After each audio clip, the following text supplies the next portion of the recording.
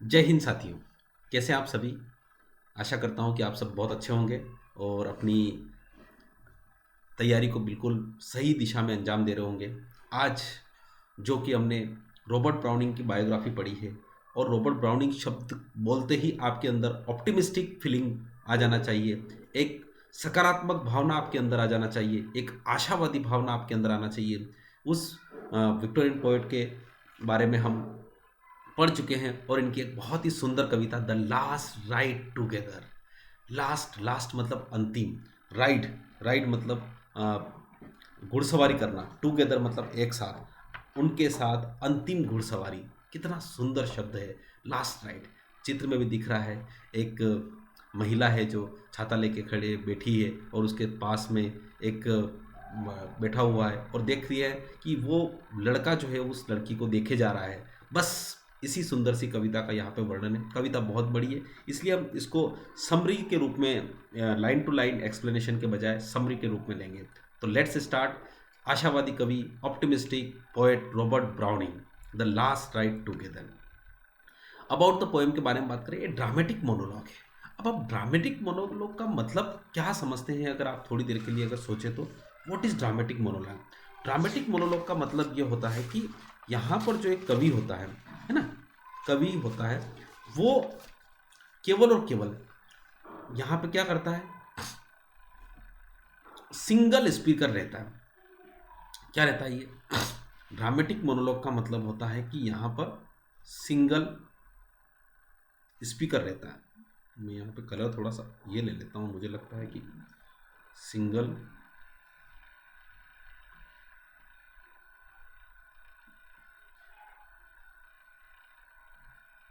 Speaker रहता है। Single speaker रहता है यहाँ पे, और यहाँ पे जो लिसनर यानी सुनने वाला है वो म्यूट होता है ना, वो म्यूट होता है। ठीक है, ये है इस प्रकार से है। और ये कहीं ना कहीं लव पोएम है। ये मैंने आपको फोटोकॉपी दी होगी, उसमें लिखा नहीं होगा, तो आप थोड़ा सा इसको नोट डाउन कर लीजिएगा। ये क्या है, एक लव पोएम है। और इस लव पोएम में ड्रामेटिक मोनोलॉग, ध्यान रखिएगा, आपको पूछा जा सकता है कि ये पोएम जो है वो कौन सा है, तो ड्रामेटिक मोनोलॉग है। ठीक है, रॉबर्ट ब्राउनिंग इसी के लिए जाने जाते हैं। ये विक्टोरियन पोएट है। जनरली आपने इसको पढ़ा ही है कि ये कौन से पोएट हैं, विक्टोरियन पोएट है। और इस विक्टोरियन पोएट के बारे में जानते हैं, ये एक हार्ट ब्रेक है। यानी यहाँ पर देखिए, इस कविता के बारे में थोड़ा सा मैं बता दूं, आपके मन में एक बस वो भावना अगर आ गई तो डेफिनेटली आप इस कविता को पूरी तरह से समझ पाएंगे। इस कविता में क्या हो रहा है कि एक जो लड़का लड़की जो है एक दूसरे को लंबे समय से प्रेम करते हैं, है ना। ऐसा उसमें बताया नहीं गया है, पर कम से कम इस प्रकार से वहाँ पर भाव व्यक्त करते हैं कि दोनों एक दूसरे को प्रेम करते हैं। परंतु जब शादी की बात आती है तब लड़की जो है वो शादी करने से मना कर देती है। और जब वो मना कर देती है तो तब जो वो लड़का रहता है वो केवल उससे केवल लास्ट में एक विनती करता है कि मेरे साथ अंतिम बार घुड़सवारी कर लीजिए। बस ये पूरी कविता उसी के ऊपर है। और हर स्टेंजा में वहाँ पर वो ऑप्टिमिस्टिक झलकता है। वहाँ पर कभी भी कवि मतलब जो आपका नरेटर है वर्णन करता है, उसके मन में कभी भी दुख का भाव नहीं आता है। बस उस लास्ट यात्रा को वो पूरी तरह से एक जन्नत की यात्रा मानता है। तो ड्रामेटिक मोनोलॉग है, हार्ट ब्रेक है, कहीं ना कहीं उसका हृदय टूटा हुआ है ना। इम्परफेक्शन है भाई, पूर्णता कहाँ हुई है भाई। एक दो प्रेमी अगर दो प्रेम कर रहे हैं तो डेफिनेटली उनकी शादी होना चाहिए, शादी होना नहीं हुई तो डेफिनेटली इम्परफेक्शन यहाँ पे झलकता है, अपूर्णता रहती है। ठीक है, उसके बाद यहाँ पर डिसअपॉइंटमेंट थोड़ा सा रहता है, डिसअपॉइंटमेंट यहाँ पे रहता है। ठीक है, ये रहता है पूरा, ये है। उसके बाद इसका जो कलेक्शन है मेन एंड वीमेन, ये अगर आपकी अब ये पोएम है the last ride together, the last ride, ride मतलब घुड़सवारी। अब उस जमाने में तो भाई कार तो चलती नहीं होगी। अब आप यहाँ पे अगर आज की तारीख में होगा तो डेफिनेटली कार ड्राइव के बारे में लिखेगा वो, है ना। तो मैन एंड वुमेन एक कलेक्शन है जो कि 1855 में आया था। ठीक है, ये कविता प्रोबेबली लिखने का इसका पूरा कब कंपोज करी रॉबर्ट ब्राउनिंग ने, इसका कोई सन नहीं दिखता है, फिर भी ये जनरली 1843 में प्रोबेबली इसको कंपोज माना जाता है। 1843 में इसको कंपोज माना जाता है। ठीक है, इसमें बात करें तो आयम्बिक टेट्रामीटर होते हैं। आयम्बिक टेट्रामीटर का मतलब होता है 8 सिलेबल होते हैं, इसमें 8 सिलेबल होते हैं हर लाइन में। ठीक है, ये एक लयात्मक कविता है, बिल्कुल आप गा सकते हैं इसको, है ना। 8 सिलेबल होते हैं। ठीक है, अपन पढ़ के बताऊंगा भी सही में आपको। 10 स्टेंजा होते हैं, बड़ी लंबी सी पोएम है, ऐसी कोई छोटी पोएम नहीं है, 10 स्टेंजा से, है ना। 10 स्टेंजा है यहाँ पे, और 10 स्टेंजा के बारे में अगर देखें तो 10 स्टेंजा, और उसके बाद हर स्टेंजा में 11 लाइनें। ईच स्टेंजा जो है आपका 11 लाइन्स, और 11 लाइन्स को भी 2 भागों में डिवाइड किया गया है। 2 भाव आते हैं 5 और 6, यानी 11 लाइनों में 2 भाव आते हैं। मतलब एक बार वो पहली 5 लाइनों में कुछ कहता है और अगली बार वो अगली 6 लाइनों में कुछ कहता है।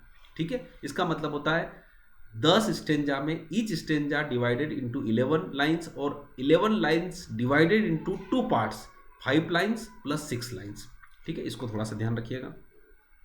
इसकी राइम स्कीम के बारे में बात करते हैं। तो राइम स्कीम में जब भी बात करेंगे तो मैं पोएम की पहले स्टेंजा में जा जाता हूँ। राइम स्कीम में आप इसको देखेंगे तो क्या है इसकी राइम स्कीम, उसके बारे में बात करते हैं। तो इसकी राइम स्कीम है, आप देखिए पूरा, देखिए सो नो, तो ये यहाँ पे हो गया ए, ये ए। ठीक है, उसके बाद अवेल्स फेल्स, तो ये हो गया बी बी। ठीक, उसके बाद यहाँ पे बी आ रहा है तो ये अलग आ गया। फिर उसके बाद ब्लेस नेस, तो ये एक अलग हो गया, है ना। उसके बाद क्लेम सेम ब्लेम, ये तीनों एक ही है। ठीक, और लास्ट में फिर मी बी जैसा हो रहा है तो ये सी है। तो अब इसकी राइम स्कीम की अगर मैं बात करूं तो राइम स्कीम इसकी बन जाती है कौन सी, आप देखिएगा इसको, ए ए बी बी सी, ये तो शुरू की 5 लाइन है। उसके बाद डी डी ट्रिपल ई और सी, ये लास्ट की 6 लाइनें। इस प्रकार से राइमिंग स्कीम बनती है। बस इतने से, ज़्यादा क्वेश्चन नहीं पूछेंगे। पिछले 2019 में तो रॉबर्ट ब्राउनिंग से एक भी क्वेश्चन नहीं पूछा गया, पर अब ऐसा तो है नहीं कि हम इसको छोड़ दें, ना छोड़ेंगे इसको, कुछ भी नहीं छोड़ेंगे। ठीक है, चलिए, ये पूरा यहाँ पे है। बस इसके बारे में इतना जानकारी आपको फिलहाल होना चाहिए। अब मैं आपको यहाँ पर जो कविता है लाइन टू लाइन डिस्क्रिप्शन करूँगा, तो डेफिनेटली अभी इतना समय भी नहीं है हमारे पास कि हम लाइन टू लाइन डिस्क्रिप्शन करके इस पोएम को ख़त्म करें। तो मैं स्टेंजा पूरा बताता जाऊँगा। बिल्कुल, देखिए पहला स्टेंजा आपके पास सामने दिख रहा है। आखिर क्या रहा होगा इस पहले स्टेंजा में, क्या कहना चाहता होगा वो। देखिए पहले स्टेंजा में वो, उसका प्यार रिजेक्ट हो चुका है। कुल मिला के देखिए, यूँ मान लीजिए है कि उसके प्यार में क्या हुआ कि उसने उसके सामने, वो कहते हैं ना, वो पैरों पे झुक कर, जो अभी क्या तारीख है कौन सी है, वो वैलेंटाइन डे आता है अभी, तो वैलेंटाइन डे में एक प्रेमी अपनी प्रेमिका को यहाँ पर एक फूल मतलब वो लेता है और अब उसके सामने रखता है।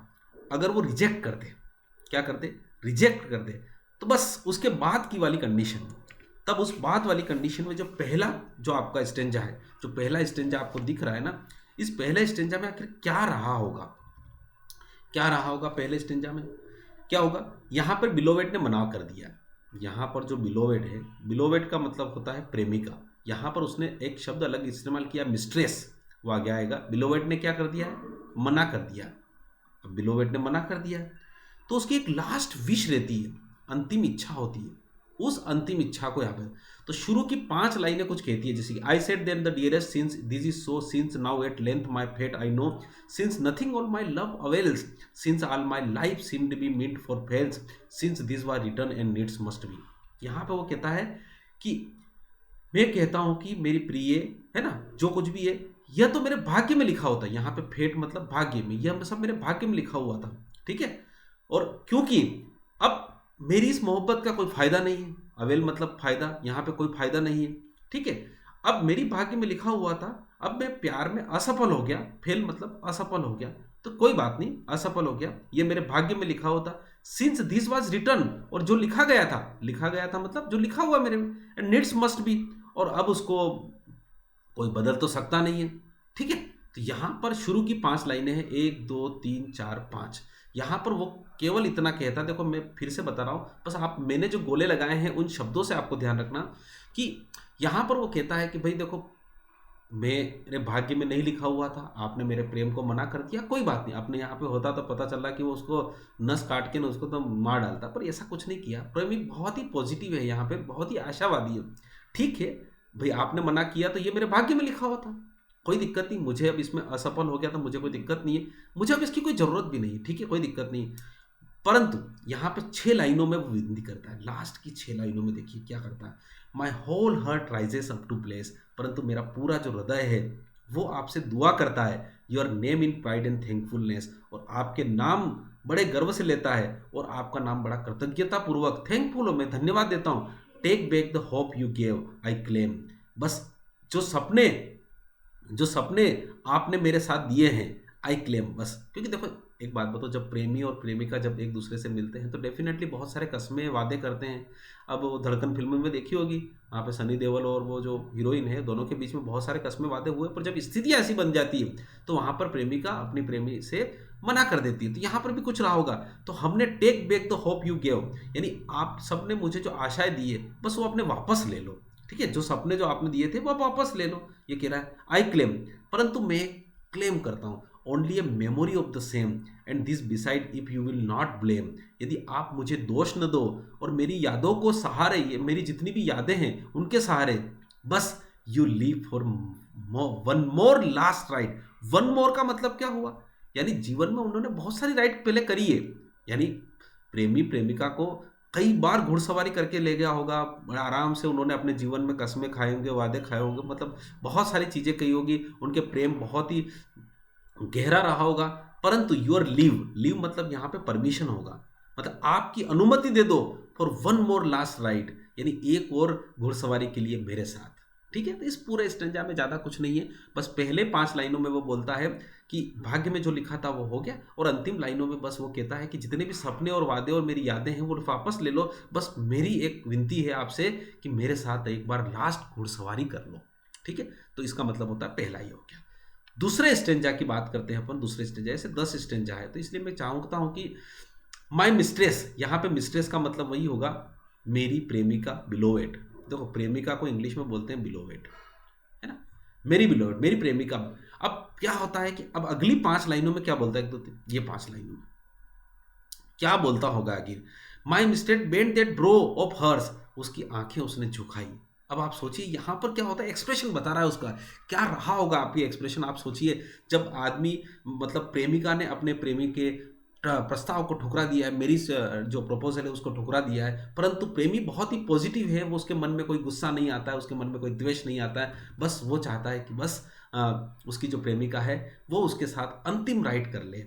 तो यहाँ पर जब वो अंतिम राइड की जैसी ही बात करता है तो mistress bent their brow of here, उसकी आंखें थोड़ी सी झुक जाती है। Deep dark eyes where pride demurs, और उसकी जो गहरी आंखें हैं उसने ऐसा लगा होगा कि उसकी आपत्ति जताई हो, यानी यहाँ पर थोड़ा सा उसको डिलेमा लगा हो, एकदम उसने हानि करी हो, चलो चलो चलो चलो मेरे साथ चलो, कोई बात नहीं, मैंने मना कर दिया तो क्या हो गया, चलो, ऐसा नहीं हुआ। कहीं ना कहीं देखो एक बात ध्यान रखिएगा, यहाँ पर जो भी लिसनर है वो पूरी तरह से म्यूट है, वो एक भी शब्द नहीं बोलेगा। ड्रामेटिक मोनोलॉग का मतलब ही होता है पूरा नाटकीय रूप से केवल और केवल यहाँ पर नरेटर ही बोलता है, लिसनर पूरी तरह से म्यूट रहता है, उसके हाव भाव से यहाँ पर उसके शब्दों को जज करता है, और उसी की भाषा को वो भी बोल देता है, मतलब सामने वाले की बात को भी नरेटर ही बोल देता है। दो deep dark eyes where pride removes when pity would be softening through.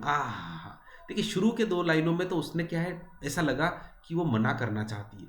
ध्यान रखिएगा, अब आप एक सिचुएशन देखिए, जब आप भी किसी से प्रेम करते हो, जब उसको मैरिज प्रपोजल वो ठुकरा देती है, तब आप उससे एक लास्ट विश मांगते हो, और जब उसकी आंखें नीचे झुक गई, उसने डायरेक्ट हाँ नहीं कहा, नीचे आंखें झुक गई, और ऐसा लग रहा है कि उसकी गहरी आंखों में कहीं ना कहीं आपत्ति हो कि मुझे नहीं चलना है, परंतु उसी समय कुछ उसी क्षण when pity would be softening through, परंतु उसके अंदर एक दया की भावना उभर आई।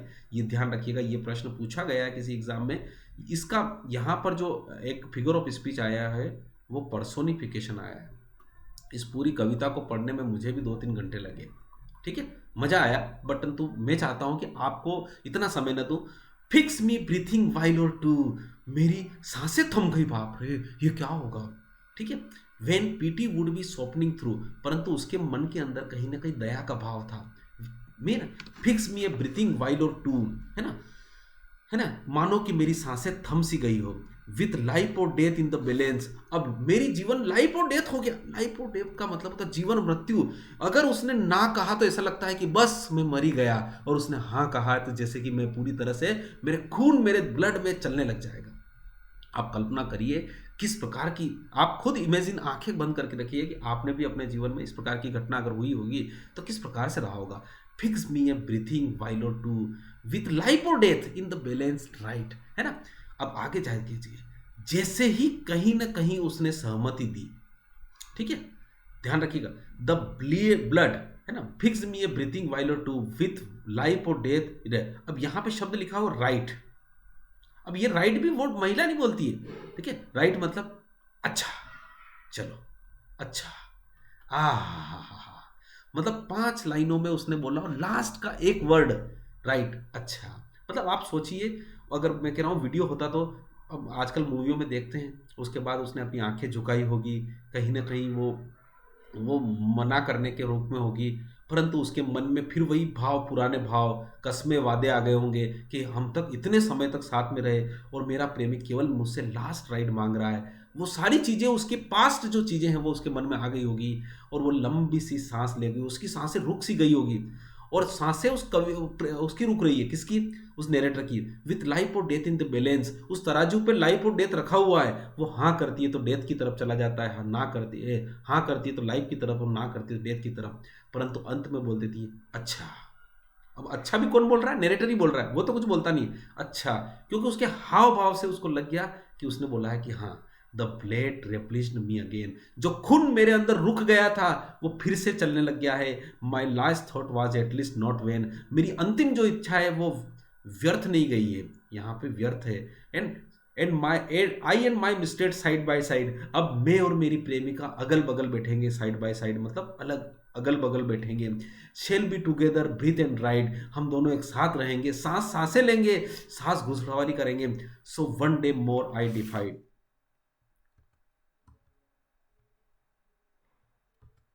मजा आ रहा होगा आपको भी, है ना। Shall be together in breathe and so day one more I deified. अब यहां पर वो क्या बोल रहा है कि मैं उसके लिए देवता बन जाऊंगा। डिफाइड का मतलब होता है देवी गुण आ जाएंगे मेरे अंदर, है। वही एक चीज है, मैंने जो मांगा वो मिल गया मुझे, तो इसका मतलब होता है मैं तो देवता बन गया। Who knows but the world may end tonight, और कौन जानता है ये संसार आज रात को ही समाप्त हो जाए। कवि तो चाहता है कि भाई एक चीज है, ये मेरी अंतिम इच्छा है और पूरी होगी, और मेरी प्रेमिका तो मुझे वैसे मैरिज के लिए, प्रपोजल के लिए मना कर चुकी है, तो बस काश ये रात को यहीं पे समाप्त हो जाए, बस ये कारवा यूं ही चलता रहे, मैं घुड़सवारी करता रहा हूं, अगल में मेरी प्रेमिका बैठी रहे, मैं उसको ऐसे ही देखता रहा हूं, और ये पूरा संसार आज ही समाप्त हो जाए, आज रात को ही समाप्त हो जाए। बताओ कवि किस प्रकार से, किस लहजे में रहा होगा वहां पर। इस प्रकार से सेकंड स्टेंजा खत्म होता है ना। हश, यहाँ पे, अब यहाँ पे क्या होता है कि जब वो उसके साथ राइडिंग कर रहा तो कैसा महसूस कर रहा है, अब आप सोचिए। कवि की कल्पना तो देखिए सर, जहां न पहुंचे कवि वहां पहुंचे रवि। ऐसी कल्पना जो कभी इमेजिनेशन कल्पना से कहा होता है।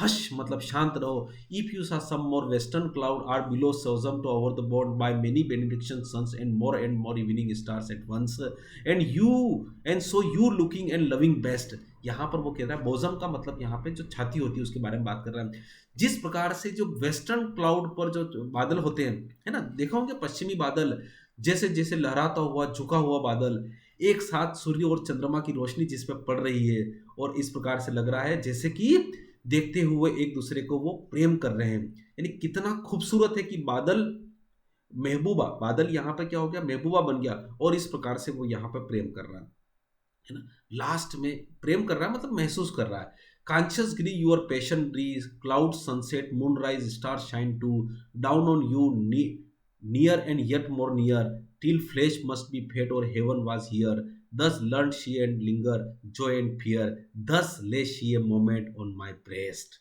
यहाँ पर वैसा ही महसूस कर रहा है जैसा कि आगे लिखा हो ना, दस lay she a moment on my breast, यानी वो जैसे कि उसकी जो छाती है उसके ऊपर वो सर रख के बिल्कुल एकदम बिल्कुल महसूस कर रहा हो, इस प्रकार से, है ना। यानी जैसे लाते हैं बादल सूर्यास्त को, चंद्रमा की रोशनी को लाते हैं, सब नीचे उतर जाते हैं करीब और करीब, और आपकी शरीर थोड़ा सा धुंधला हो जाता है, इस तरीके से वो झुक गई है, ठहर गई है।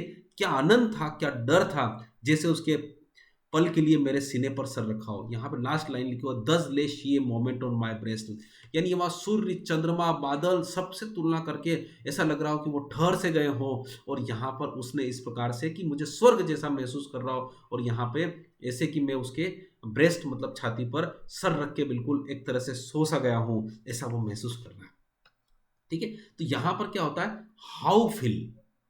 हाउ ही फील्स, यानी कैसा वो महसूस कर रहा है, वो थर्ड स्टेंजा में इस प्रकार से बताता है। ठीक है, चौथे स्टेंजा में आप बात करते हैं, क्या बताता है चौथा स्टेंजा। देखिए यहां पर कवि ऑप्टिमिस्टिक बन जाता है, बस उसको अब कोई नहीं सीखा है, कई चिंता नहीं उसके, बता उसकी उसकी बिलोवेड उसको मना कर चुकी है, उसको पता है कि घंटे 2 घंटे की राइड के बाद बस वो छोड़ के मुझे हमेशा के लिए जाने वाली है, अब वो मेरी नहीं रहेगी, उससे उसको कोई चिंता नहीं है, वो live want to live in present, वो प्रेजेंट में जीना चाहता है, अतीत को पीछे छोड़ चुका हो। Then we began to ride, अब हमने शुरुआत कर दी है, my soul smooths itself out a long campaign scroll freshening and fluttering in the wind, और and hopes already lay behind, why what need to strive with a life every.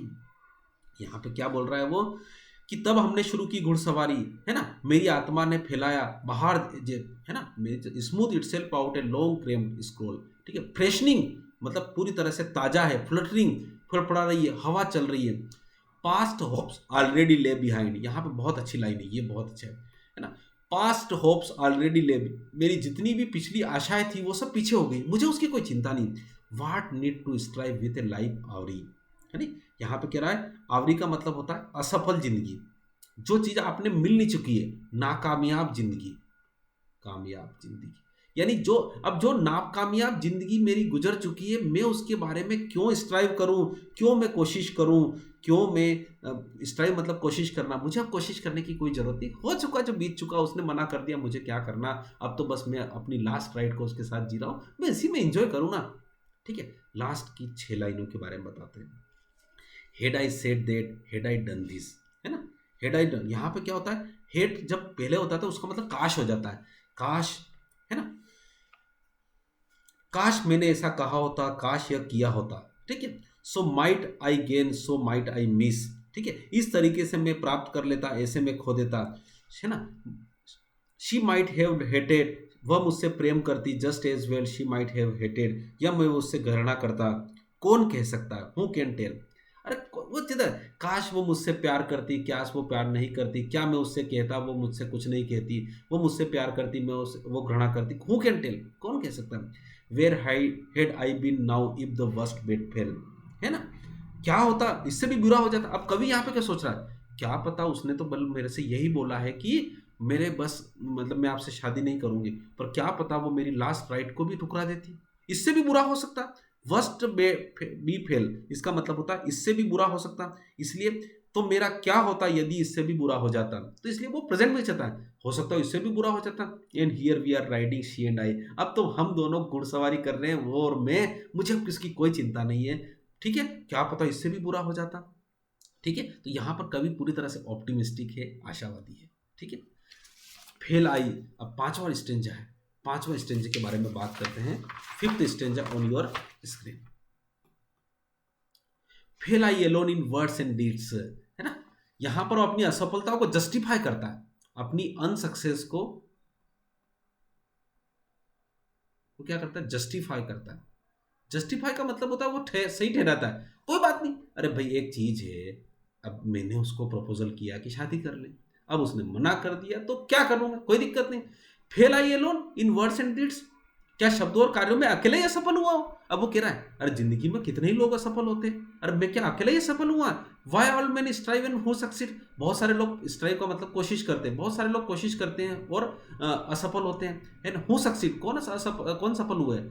We rode it seemed my spirit flew, ठीक है, हम घुड़सवारी तो कर रहे हैं, है ना, it seemed my spirit flu, और मेरी आत्मा उसके साथ उड़ रही है। यहाँ पे कह रहा है कवि कितना जस्टिफाई कर रहा है सर। सब लोग काम करते हैं, कितने लोग असफल होते हैं, है ना। सब लोग कार्य करते हैं, कितने लोग सफल होते हैं। हम यहाँ पे कम से कम उसने मना कर दिया, उसके बावजूद भी हम घुड़सवारी कर रहे हैं। सा अदर रीजन सिटीज न्यू, ठीक है। इस प्रकार से हम नई नई क्षेत्र देख रहे हैं, नई नई सिटीज देख रहे हैं। As the world rushed by other side, और ऐसा लग रहा है कि ये संसार हमारे साथ दौड़ रहा है। रश्ड कर रहा है मतलब दौड़ रहा है, ये संसार भी हमारे साथ दौड़ रहा है। अरे भगवान, मुझे क्या करना है साहब, मैंने मना कर दिया, कोई दिक्कत नहीं। कितने लोग मना कर देते हैं और असफल हो जाते हैं, परंतु ये मेरे साथ चल तो रही है। नए शहर देखेंगे, नई रीजन देखेंगे, जैसे लग रहा है कि ये संसार हमारे साथ दौड़ रहा है। अब अगली जो 6 लाइनें हैं उसके बारे में बात करते हैं। I thought all labour yet no loss, पर मेरे तो सोचता हूँ कि मेरा जो जितना भी कार्य किया ये यट नो लेस, ये कम थोड़ी ना है क्या। इतनी मेहनत मैंने करी, इसको करते हैं beer up beneath the unsuccess, असफलता के नीचे मैंने बहुत सारा बर्दाश्त किया है। जीवन में लोग बहुत सारे असफलता के नीचे बर्दाश्त करते हैं। Look at the end of work और कॉन्ट्रास्ट, अब मेरे जीवन में कॉन्ट्रास्ट आ गया तो क्या हो गया। अरे सर, मैंने उसके साथ बहुत सारी कस्में खाई है, मैंने उसके बाहों में बाहों रह के बहुत सारा प्रेम किया, उसके साथ बहुत सारी चीजें हैं, परंतु मेरे जीवन में लास्ट में कॉन्ट्रास्ट आ गया। कॉन्ट्रास्ट का मतलब होता है जीवन में ऑपोजिट रिजल्ट आ गया। कोई बात नहीं, अरे भाई इतना सारा समय उनके साथ गुजारा है, अब उसने शादी के लिए मना कर दिया तो कोई बात नहीं। Look at the end of work contrast, the pity done, pity done मतलब मैंने थोड़ा सा किया, द अनडन वास्ट, और जो नहीं किया वो बहुत ज्यादा है। कोई बात नहीं, काम के अंत को देखो अलग होगा। थोड़ा किया, बहुत करना है, यह विशाल है, दुनिया बहुत विशाल है। The present of theirs with the hopeful fast, यार क्या हो गया, उम्मीदों से भरा अतीत है। The present of theirs with the hopeful fast, हमारा जो उम्मीदों से भरा जो अतीत था और वर्तमान तो हमारे साथ है ना। I hope she would love मी, और मैंने भी ऐसी आशा करी थी कि वो मुझसे सारी उम्र जीवन भर प्यार करे। फिर भी हियर वी राइड, परंतु आज हम घुड़सवारी कर रहे हैं। हम मैं इसके बारे में सोचूं ना, क्यों मैं सोचूं। अगर बहुत सारे क्या होता है कि अगर कोई कह दे कि मैं अब आपसे शादी नहीं करूंगी, और वो दोनों कम से कम एक साथ घुड़सवारी करते हुए 24 घंटे साथ में रहना चाहते हैं, तो क्या मैं अपने उन 24 घंटों में उस वर्तमान के साथ जीऊं कि अब वो तो मेरे साथ रहेगी नहीं, भविष्य में अब क्या है ना, मैं तो अब इसके साथ नहीं, इतनी सारी कस्में खाई थी ना, अब क्या करूं, क्या उस गम के साथ जीऊं। ना ना ना ना ना ना, I hope she would love me, here we right. आज तो हम कह रहे हैं ना, मैंने उन सबसे अनुमति लेकर सॉरी कहना चाहूंगा कि उन सब उपलब्धियों ने मेरी, है नी, क्या कर दी है, गुडविल अच्छी कर दी है। ठीक है, समझ पा रहे हो मेरी बात को। तो यहां पर क्या है, अपनी अनसक्सेस को वो जस्टिफाई कर देता है। ठीक है ना। अब क्या करता है, मुझे भी उम्मीद थी कि वो मेरे साथ शादी करेगी, पर क्या करें, हम घुड़सवारी कर रहे हैं। वर्तमान से तुलना करके वो अपोजिट दिखता है कि वर्तमान में तो वो मेरे, उसने जो कर दिया वो अपोजिट है, कोई दिक्कत नहीं।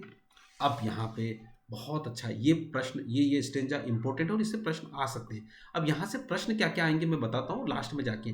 यहाँ पर वो अपनी what hand and brain went ever wed, कौन से ऐसे हाथ हैं जो दिमाग है वो एक साथ चलते हैं। यहाँ पे वही बात कर रहा है सर, कौन से ऐसे हाथ है जो दिमाग है, मतलब यहाँ पे प्रेमी और प्रेमिका की जो हमेशा साथ में चलते हैं। भाई दिमाग कुछ करता है, कभी हाथ कुछ अलग करता है।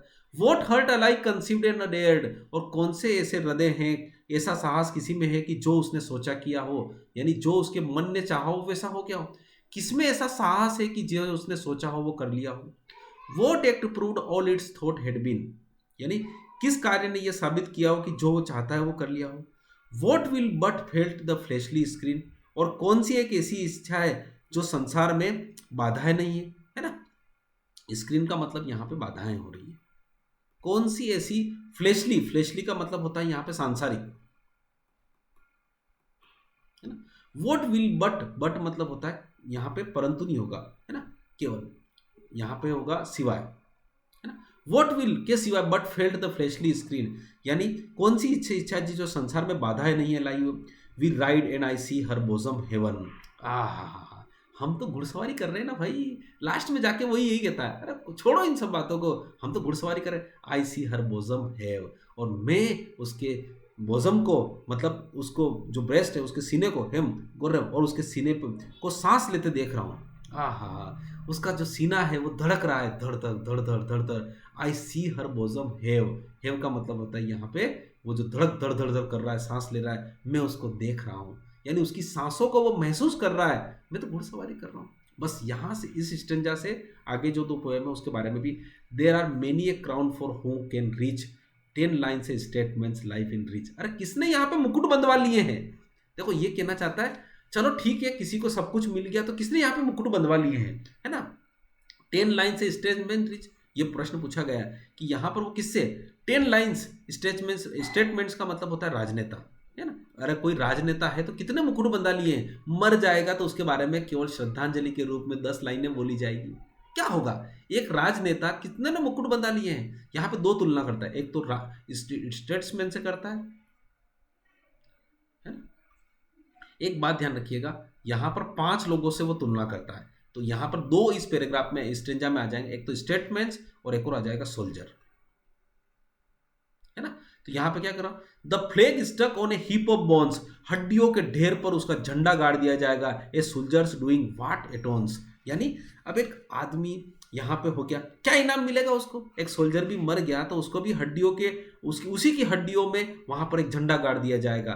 दे scratch his name on the abbey stones, और यह एबे मतलब एक चर्च का नाम है जहां पर कब्रिस्तान पर उसके कुछ स्क्रैच मतलब होता है कुछ शब्द उसके नाम के गाड़ दिए जाएंगे। My riding is better by their leaves, उसने जो परमिशन मुझे दी है, मेरी तो जीवन में ये राइड बहुत अच्छी है ना, क्या गाड़ लिया उन्होंने। मतलब यहाँ पर क्या होता है, कवि अपने आप को जस्टिफाई करता है कि मेरी बिलोवेड ने शादी करने से मना कर दिया, उसके बावजूद भी मैं उसके साथ आज राइड कर रहा हूँ, और वो जस्टिफाई कर रहा है। राजनीति, एक राजनीति क्या होगा, 10 लाइनें उसके पास बोल दी जाएगी। एक सैनिक क्या है, उसके हड्डियों में ही उसके झंडा को गाड़ दिया जाएगा और कब्रिस्तान पर कुछ लाइनें लिख दी जाएगी। मेरी राइडिंग इन सबसे बेटर है, माय देयर बेटर, ठीक है। मैं उन सब उपलब्धियों को सॉरी कहना चाहता हूँ, उन सब पर देखो सॉरी कहना चाहता हूँ। यहाँ पे सॉरी भी कह रहा है, देखो किसी को वो ये नहीं कह रहा है कि ये गलत हो गया, यहाँ पे किसी को नीचा नहीं ठहरा रहा, सॉरी कह रहा है। वो सॉरी का मतलब क्षमा मांग रहा है कि ये राजनेता तुम भी अपने जीवन में कौन से मुकुट बांध दिए, 10 लाइनें आपके बारे में कहा जाएगी। अरे सोनी किस देश के लिए आपने बहुत सारा किया, पर क्या होगा, लास्ट में एक झंडा आपकी हड्डियों पे गाड़ दिया जाएगा। कुछ कब्रिस्तान पर कुछ आपको कुछ अक्षर आपके लिए कुदर दिए जाएंगे, परंतु मेरी बेटर है, ठीक है, और मेरी घुड़सवारी इससे अच्छी है। यहाँ पे वो क्षमा मांगता है ना, किसी को नीचा नहीं दिखा रहा है। वाट डस, अब यहाँ पे देखो 5 लोगों से तुलना करेगा, यहाँ पे आगे बात करें। अब यहाँ पे वो कवियों से प्रश्न करता है, यहाँ पे तो एक और तीसरा आदमी आ गया, कवि, पोएट, है ना, कवि से। अब वो खुद कवि है, पर वो कवि ने अपने बारे में नहीं, वो तो नरेटर के बारे में। What does it not mean poet, well you a brains beat into rhythm, you tell what we felt only your express, you hold things beautiful the best and pace them in rhyme so side by side. वो क्या कह रहा है, अरे तुमने इतनी सारी कविताएं लिखी, रिदम लिखी, उसकी बहुत ही सुंदर सुंदर सी चीजें लिखी, उनकी लय बनाई, ठीक है। हे कवि तुम इन सब क्या क्या मतलब है, ठीक है तुम्हारा दिमाग लय के साथ धड़कता होगा, जो आप कहते हो वो आप महसूस करते हो। कवि क्या करता है, जो वो महसूस करता है वो लिख देता है, उसके साथ जीवन में हुआ नहीं है, वो केवल महसूस करते हैं, तुम केवल अभिव्यक्त करते। तो तुम मानते हो जितने वो सुंदर हैं और चलाते हो लय को अलग अगल बगल, यानी जो आप साइड बाय साइड अगल बगल चला देते हो। यानी वो कहता है कवि तुम क्या करते हो, तुम तो केवल अपनी प्रेमी और प्रेमिकाओं को अपनी कविता में लिख देते हो, ठीक है। This something say nothing too much but then have you yourself what is the best for man. यहाँ कहता है कि यह तो बताओ कि ये सबसे सुंदर चीजें हैं जो आपसे अलग है, समय से पहले क्या सर्वश्रेष्ठता के करीब हो। आर यू पुअर सिक, अब क्या है, कवि तो क्या होता है, आप कभी वहां पे गरीब बन जाते हो, कभी बीमार बन जाते हो, कभी बूढ़े बन जाते हो समय के साथ, परंतु ये समय के साथ चलता रहता है। Nearer one what with your on sublime, और आप अपने श्रेष्ठ को भी पहुंच जाते होगे, सपने में पहुंच गए, क्योंकि कवि क्या करता है, सपनों में ही पहुंचता है। देट वी होड never have turn A rhyme, और हो सकता है हमने जिन्हें कभी नहीं लिखी है कोई कविता, वो भी आप लिख देते हो। Sing riding a joy for me I ride, क्या कह रहा है वो कविता हम गा रहे हैं, परंतु हम तो गा रहे हैं, हम घुड़सवारी कर रहे हैं आनंद के साथ, मैं कर रहा हूं, मैं तो घुड़सवारी कर रहा हूं। यानी यहां पर कवि को वो ताना देता है, क्या करता है, कवियों से सवाल पूछता है, तुम इतनी अच्छी कविता लिखते हो और जो चाहो वो कविता में बता देते हो। देखो कवि क्या होता है, जो चाहे वो बता देता है, आंखें बंद करके वो अपने चरम पर पहुंच जाता है। सबलाइम का मतलब होता है चरम पर पहुंच जाता है, उत्कृष्ट पे पहुंच जाता है वो, और अपनी लय के साथ वो जो चाहे वो कर लेता है, परंतु वो तुम सपनों में कर रहे हो। Sing riding is a joy, परंतु मैं इसके साथ गा रहा हूँ, मैं इसके साथ घुड़सवारी कर रहा हूँ, मैं इसके साथ आनंद ले रहा हूँ, और मैं यहाँ पर घुड़सवारी कर रहा हूँ। तो यहाँ पर कवि को भी वो हटा देता है। देखो 3 से तुलना कर दी उसने, एक तो यहाँ पे करिए उसने किससे, सोल्जर से करिए, एक स्टेटमैन से करिए और एक पोएट से करिए। अब यहाँ पे 2 लोगों से और तुलना करेगा, है ना। हाँ ध्यान से सुनिए। And you great sculpture, sculpture मतलब होता है मूर्तिकार, देखो यहाँ पे बस आपको कविता समझ में आने लग गई होगी अब मूर्तिकार के रूप में, क्योंकि अब वो तुलना कुछ नहीं कर रहा है भाई, अपनी राइट को, अपनी असफलता को वो जस्टिफाई कर रहा है। ये मूर्तिकार, so you gave a score of years, score of year का मतलब होता है, स्कोर का मतलब होता है 20, यानी आपने 20 साल दे दिए अपने कला को, हर स्लेव गुलाम हो गए हो। एंड व्हाट्स योर वेनस, और क्या आपके शुक्र है, where we turn to yonder girl that force the burn. ठीक है, यहां पर वो बात कर रहा है कि and you great sculpture so gave you score of Indian, और यहाँ पे योंडर का मतलब होता है उसके सामने वाली लड़की, दे फोर्स द बर्न्स, है ना, आप अपनी धारा के साथ उसको लिख देते हो, सब कुछ कर देते हो। You acquiesce and shall I repine, ये 5 लाइन है। ठीक है, 20 साल लगे हैं तुम्हें और ये सारे काम आप कर रहे हो। ठीक है, और आप जैसे कि आपको you acquiesce and shall I repine what man of music you, sorry यहाँ पे है, sorry, the yonder girl that force the burns, और जो सामने वाली लड़की है धारा के साथ वो निकल गई। मतलब कुल मिला के मूर्तिकार के यहाँ पे बारे में कह रहा है कि आपने 20 साल लगा दिए हो, एक मूर्ति को आपने गढ़ दिया हो और इस प्रकार से कर दिया हो, बट क्या फायदा। तो यहाँ पर तीसरे से तुलना करता है स्कल्पचर्स, ये याद रखना, स्कल्पचर्स। अब लास्ट की जो 5 लाइनें हैं यहाँ पर म्यूजिशियन से तुलना करता है ना, एक संगीतकार से। What man of music you grow grey with notes and nothing, grey, grey मतलब होता है बूढ़े हो गए तुम पूरी तरह से। ठीक है, बूढ़े हो गए हो, ग्रे बाल आ गए हैं तुम्हारे, with notes and nothing else to say, और तुम्हारे पास तो कुछ कहने को नहीं है, बहुत सारा कह दिया तुमने। Is your soul press for a from a friend, और हो सकता है तुम्हारे दोस्तों ने बहुत सारी प्रशंसा की हो। ग्रेटलीज ओपेराज स्ट्रेंस इंटेंड, और आपने बहुत सारे गीत लिख दिए हो, बहुत सारे महान लिख लियो। But in music we know how fashion end, परंतु पता है कि म्यूजिक का भी फैशन खत्म हो जाता है। जो गाना 1955 में बना था, हो सकता है वो आज थोड़ी अच्छा लग रहा है, जो आज गाना अच्छा लगेगा वो कल थोड़ी अच्छा लगेगा, तो तुम्हारी भी फैशन खत्म हो जाएगी। ये मूर्तिकार, तुमने जो मूर्ति बनाई है वो एक दिन खंडित हो जाएगी। ये म्यूजिक तूने जो म्यूजिशियन बनाया है वो थोड़े दिन बाद आउट ऑफ फैशन हो जाएगा।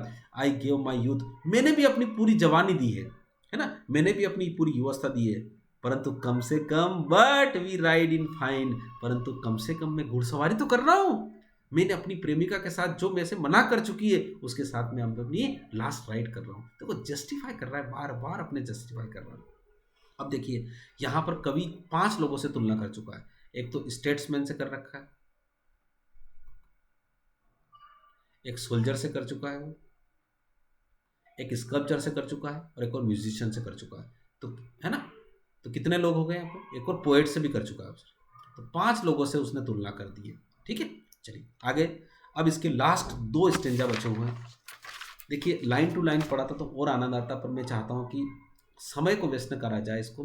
Who knows what's fit for us, कौन जानता है हमारे लिए क्या अच्छा है ना। यहाँ पर वो कहना चाहता है यदि मैंने आपसे समझौता कर लिया होता। देखो कभी कभी क्या होता है, समझौता कर लिया होता, हो सकता है कुछ जो चीज़ें तुम्हारे माता पिता जो चाहते हैं वो वैसा मैं कर लूँ और मैं आपको पालूँ, ये कहना चाहता है। Who knows what's fit for us, had fate proposed bliss here should be sublimate, my being had I signed the bond, और मैं बॉन्ड साइन कर लेता। बॉन्ड साइन का मतलब होता है जैसे धड़कन फिल्मों में वो चाहता है ना कि वो अमीर होना चाहिए, तो ऐसे ही मैं अगर कोई अमीर हो जाता या तो कवि कल्पना कर रहा है सर, क्या पता क्या रहा होगा इनका रीजन।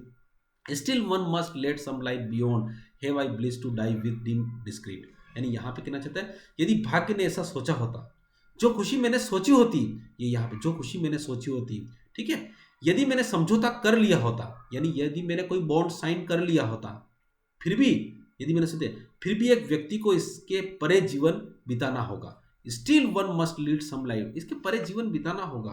ठीक है, have a bliss to die with dim please, उसके पास एक उम्मीद होना चाहिए। ध्यान रखिए यहाँ पे बहुत अच्छी लग रहा है यार, उसने कहा कि यार सब कुछ अगर पालूं तो क्या पालूं, है ना। Have a bliss to die with, यानी कुछ ना कुछ, ब्लिस मतलब होता है एक उम्मीद, एक आशा, डाई विथ एक आशा के साथ मरना चाहिए, यानी सब कुछ उसको इस जीवन में मिल गया तो फिर जीवन का तो आनंद नहीं रहेगा सर। डिम स्क्रीट, और जो उसको जीवन में कुछ धुंधला दिखना चाहिए, सब कुछ उसको साफ दिखने लग जाए, सब कुछ जो चाहे वो मिल जाए, तो फिर काहे का जीवन है सर, ये तो स्वर्ग बन जाएगा। और जब स्वर्ग बन जाएगा तो फिर वो जो स्वर्ग दिख रहा है हमें, वो स्वर्ग स्वर्ग थोड़ी होगा। ये आगे लिखता है वो, have a bliss to die with we, यानी एक उम्मीद के साथ में मरूं। ठीक है, तो यहाँ पर कवि चाहता है कि भाई आदमी को सब कुछ मिल जाए वो नहीं चाहिए, कुछ ना कुछ एक उम्मीद के साथ तो मरे। तो कितना आशावादी है साहब, उसका प्रेम ठुकरा चुका है, उसकी प्रेमिका उसे मना कर चुका है, उसके बावजूद भी देखिए, this foot once planted on the goal. ठीक है, यहाँ पे क्या बोल रहा है, यह कदम मेरे उद्देश्य तक पहुंच गए। ठीक है, this glory garland round my soul. अगर आप सोचो, वो यहाँ पे कल्पना कर रहा है कि हो सके तो मैं अपने उद्देश्य की तरफ पहुंच गया, यानी मेरी प्रेमिका ने मेरी इस प्रपोजल को स्वीकार कर लिया हो। This glory garland round my soul, मेरी आत्मा के गार्लैंड को, मतलब मेरी आत्मा ने भव्य की जो माला है वो पहन ली, यानी मैं सफल हो चुका हूँ। Could I descries such, could I descries such such try and test. परंतु क्या ऐसा धुंधलापन नहीं होना चाहिए? जीवन में ट्राई और टेस्ट नहीं होना चाहिए? अरे ट्राई और टेस्ट का मतलब होता है सारी इच्छाएं यहीं पूरी हो जाएगी, तो फिर क्या जीवन में ट्राई करेंगे, टेस्ट करेंगे? देखो मैं बताऊं, मैं जो चाहूं वो मिल जाए, तो फिर क्या कोशिश तो कुछ बचेगी नहीं इस जीवन में? क्या कोशिश करूंगा? टेस्ट कुछ परीक्षण ही बचानी है। कुड आई डिस्क्राइब सच, क्या धुंधला करूंगा मैं? I sink back suddenly from the question, मैं तो एक कांपते हुए बैठ जाता हूँ। मैं तो ये सोचकर ही कांप जाता हूँ कि मुझे अगर जीवन में सब कुछ मिल जाए तो फिर अब मैं जीवन में करूँगा क्या, है ना? अर्थ बीइंग सो गुड, और ये धरती कितनी अच्छी हो जाए, वुड हेवन सीम बेस्ट, तो फिर यहां से स्वर्ग अच्छा दिखेगा क्या? का कवि सोच रहा है, आप कल्पना कर सकते हैं सर, यहाँ पर वो कितनी जस्टिफाई कर रहा है कि मुझे नहीं मिला मेरी इस प्रपोजल, कोई दिक्कत नहीं है, उसने मेरे जो प्रपोजल को एक्सेप्ट नहीं किया, कोई बात नहीं, परंतु अगर सब कुछ मुझे मिल जाता तो फिर ये धरती अच्छी दिख जाती, तो फिर जो स्वर्ग की कल्पना हम दिन रात करते हैं, क्या वो स्वर्ग यहाँ से अच्छा दिखता?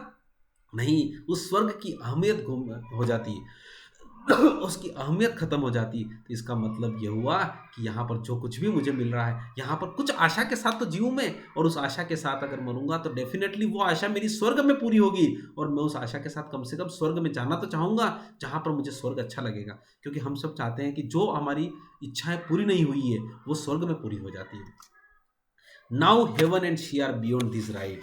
अब क्या होता, पूरी हो जाती तो क्या स्वयं अच्छा किया होता? तो now heaven and she are beyond this right. अब क्या इस जो घुड़सवारी के साथ में कर रहा हूँ, क्या ये तो मुझे मज़ा नहीं आता? मैं तो हेवन में करना चाहता हूँ अब इसके साथ में, आगे जाके मैं अपनी जो अधूरी इच्छाएं हैं वो स्वर्ग में जाके पूरी करना चाहूँगा। तो यहाँ पर क्या होता है कि एक उम्मीद होना चाहिए, यदि सारी इच्छाएं पूरी हो गई तो क्या स्वर्ग हमें अच्छा लगेगा? तो ये 9th स्टेंजा कितना सुंदर कह रहा है, last stanza of the poem. And yet she has not spoke so long, फिर भी वो लंबे समय से कुछ नहीं बोली। What if I heaven be that fair and strong, ईश्वर चाहे कितना भी सुंदर हो, मजबूत बना दे, ah life's best with our eyes upturn, जबकि हमारी आंखें ऊपर की ओर देखती रही।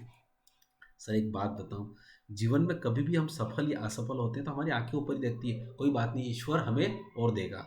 ठीक है, विदर लाइफ फ्लावर्स फर्स्ट डिस्टेंट, यानी यहाँ पे क्या हो रहा है, इधर जिधर, विदर का मतलब यहाँ पे होगा, है ना, जिधर जिंदगी का फूल वही पहली बार दिख रहा है। डिस्क्रीन का मतलब होता है खिलना, दिखाई दे रहा है, यहाँ पे डिस्क्रीन का मतलब दिखाई देना। ठीक है, मैं लाइन टू लाइन ट्रांसलेट करने के अभी मूड में भी नहीं हूँ। We fix so ever should so abide, यानी क्या हो रहा है, इसी तरह से जुड़कर हमेशा से बंधे रहो। एबाइड मतलब होता है बंधे रहे। क्या करना साहब, जीवन में कोई इच्छा पूरी हुई ना हुई कोई दिक्कत नहीं, पर वी फिक्स्ड, परंतु हम ये इस प्रकार से फिक्स हो जाए, एवर हमेशा के लिए, शुड सो अबाइड मैं उसके साथ हमेशा बंध जाऊं। वो चाहता है कि ये घुड़सवारी की जो यात्रा है उसके साथ मैं हमेशा बन जाऊं। What if we still ride on we two, what if, कैसा होगा यदि हम इसी तरह से घुड़सवारी करते रहे। यहाँ बहुत ही प्यारा बात है, यहाँ इमेजिनेशन की कल्पना पराकाष्ठा को वो दूर कर देता है, वो पूरी तरह से बियॉन्ड हो जाता है। What if we still ride on, क्या कि मैं हमेशा घुड़सवारी करता रहूं, हम दोनों, विथ लाइफ फॉर एवर, हमेशा के लिए, फॉर एवर मतलब हमेशा, ओल्ड येट न्यू, और ये पूरी तरह से मतलब ओल्ड रहे, मतलब आप सोचिए मैं अगर यात्रा करता रहूँ तो 1 साल के बाद, 2 साल के बाद, 3 साल के बाद ऐसे ही यात्रा करता रहूँ, वो पुरानी हो जाए पर दिखेगी फिर भी नई, यानी ओल्ड हो जाए पर फिर भी नहीं, इसी तरह से जुड़कर हमेशा बैठते रहे। कैसा होगा यदि हम इसी तरह से घुड़सवारी करते रहें, ये जिंदगी पुरानी हो जाएगी पर हमेशा नई रहेगी। Change not in kind but in degree, change not in kind, जीवन का प्रकार बदल जाएगा, not in kind but in degree. ठीक है, तो यहाँ पर बदल तो जाएगी पर उसकी मात्रा नहीं बदलेगी, डिग्री नहीं बदलेगी, पर वो कभी हम दोनों वही रहेंगे, हम बूढ़े हो जाएंगे वही रहेगा, परंतु हमारा जो प्रेम है, हमारा साथ जो है वो इसी प्रकार का बदल रहेगा। द इंस्टेंट मेड इटर्निटी, है ना। काश ऐसा हो जाए कि ये पल ठहर जाए। यहाँ पे इस लाइन का बड़ा मतलब है सर, काश ऐसा हो कि यह पल ठहर जाए, यह पल ठहर जाए, ठीक है। And heaven just proven that I and she, और भाग्य केवल, हेवन का मतलब यहां पे भाग्य हो गया, भाग्य केवल यह सिद्ध कर दे कि हम चलते जाएं, चलते जाएं, चलते जाएं, है ना। Right together for ever right, चलते जाएं, चलते जाएं, हम हमेशा के लिए घुड़सवारी करते जाएं। आहा, यहाँ तो कवि अपनी पराकाष्ठा को सोच रहा है। वो तो चाहता है कि बस ये घुड़सवारी की यात्रा कभी खत्म नहीं हो। The instant made eternity and heaven just prove that, और हेवन इस प्रकार से उसने प्रूव कर दिया दैट आई एंड शी मतलब मैं और वह ride together for ever ride, मैं फिर राइड करता रहूं, हमेशा के लिए राइड करता रहूं, और ये जीवन इसी प्रकार से ये पल ठहर जाए, ये दुनिया ठहर जाए। कवि देखिए इसकी पराकाष्ठा, यहाँ पूरी तरह से ऑप्टिमिस्टिक है, उसको कोई शिकायत नहीं है, कोई शिकवा नहीं है जीवन से, ठीक है। तो यहाँ पे थोड़ा सा हम, चलिए इस पोएम के बारे में हम फिर से थोड़ा सा, अब इसकी समरी के बारे में हम थोड़ा सा डिस्कस कर लेते हैं।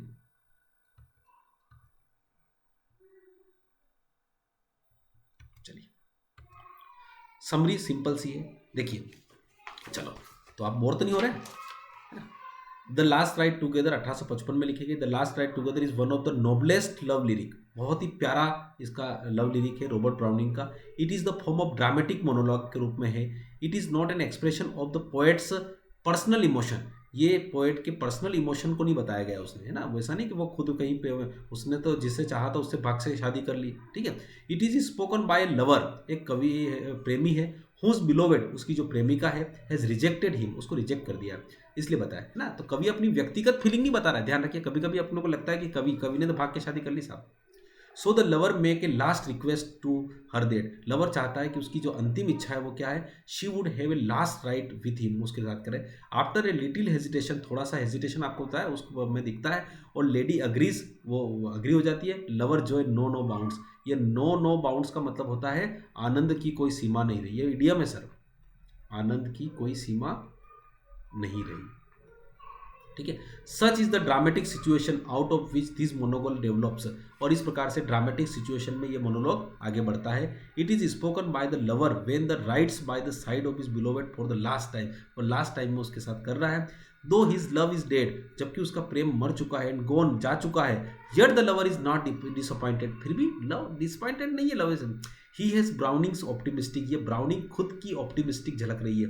ही feels that it is useless to regret for the past failure, past failure के लिए हम क्यों रिग्रेट करें साहब, क्यों रिग्रेट करें, है ना। It is a great consolation to him, और वो उसके लिए सांत्वना देता है that she is riding by his side a present, अब वर्तमान में उसके साथ वो घुड़सवारी तो कर रही है। He reflects on life in general and says, और वो जनरल रूप में कहता है, why all man strive and who succeed, अरे सब लोग प्रयास करते हैं और कितने लोग सफल हो जाते हैं, ये बात वो कहता है। Everybody does not achieve what he desires, हर आदमी वो प्राप्त थोड़ी कर पाता है जो वो इच्छा करता है। So he is lucky that at the least enjoy the company of the beloved of the last time, इसलिए वो बड़ा भाग्यशाली है कि कम से कम उसकी जो प्रेमिका है उसके अंतिम समय में उसके साथ यात्रा तो कर रही है, घुड़सवारी तो कर रही है। The lover expresses Browning's optimistic philosophy, और लवर जो है वो ब्राउनिंग की पूरी आशावादी दर्शन उसमें झलकता है। Failure is essential for success in life, जीवन में सफल होने के लिए असफलताएं जरूरी है। He has failed in love in this life, वह जीवन में प्रेम में असफल हुआ है, but this is a blazing in disguise, परंतु ये ब्लेजिंग इन डिस्गाइज का मतलब होता है दुख के भेष में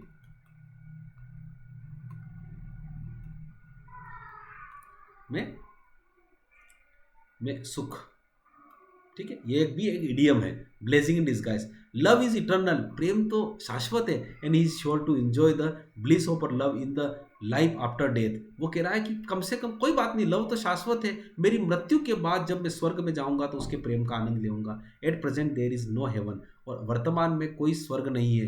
like riding with his beloved, अरे इस वर्तमान में कोई स्वर्ग नहीं है, अभी तो मैं अपनी बिलोवेड के साथ घुड़सवारी कर रहा हूँ, वही मेरे लिए स्वर्ग है। दस the instance is turn into eternity, और यहाँ पर जो इंस्टेंट है, जो घटना है, जो उसके साथ अभी घुड़सवारी कर रहा है, वो शाश्वत रूप से इटर्निटी बन जाती है। क्या बात करता हूँ। In short the monologue is study of the lover, ये यहाँ पे लवर की पूरी स्टडी को बताता है। In it he thinks over his past failure in love, his bliss in the present, he hopes for the future, और वह भविष्य के बारे में सोचता है। The lover is Indeed A typical browning lover, वो ब्राउनिंग लवर है, मतलब ऑप्टिमिस्टिक है। He is a heroic Saul, और उसकी जो आत्मा है बिल्कुल हीरोइक है, हीरो की जैसी है। Who has Browning's faith in the immortality of the soul, वो आत्मा की शाश्वतता को देख रहा है कि आत्मा कभी मरती नहीं, कोई बात नहीं, मेरा प्रेम असफल हुआ है, मैं स्वर्ग में जाऊंगा और वहां पाऊंगा। This poem is a rare blending of thought and emotion and melody, वहाँ पे विचार है, भावनाएं हैं और मेलोडी है। इट इज़ बहुत लिरिकल एंड ड्रामेटिकल, वो लय और ड्रामेटिक के रूप में चलती है। It is a rhythm imitates the rhythm of riding, और यहाँ पे रिदम होती है जैसे कि एक घुड़सवार में गुदुक गुदुक गुदुक गुदुक करता है, इसी प्रकार की रिदम यहाँ पे आती है। The entire poem is charge with intense passion, ये बहुत ही पैशन से भरी होती है। The poet has caught the dramatic intensity of the moment in the lines like, और वहाँ पर अपनी पूरी तीव्रता को इस लाइन में भर देता है। Who knows but the world may end it, कौन जानता है परंतु ये संसार आज रात को ही खत्म हो जाए। क्यों? क्योंकि जब मैं इसके साथ जा रहा हूँ ये भी खत्म हो जाएगी, मैं भी खत्म हो जाएगी, हम दोनों स्वर्ग में मिल जाएंगे। बस ना उसके मन में कुछ रहेगा, मेरे मन में रहेगा, और अंत में रहेगा कि मेरे मन में उसके लिए और उसके मन में मेरे लिए प्रेम था, और अंत में हम एक दूसरे से यात्रा कर रहे थे साथ में, और हम एक दूसरे से वहीं पे समाप्त हो गए। अब ये कविता इसी प्रकार से समाप्त होती है।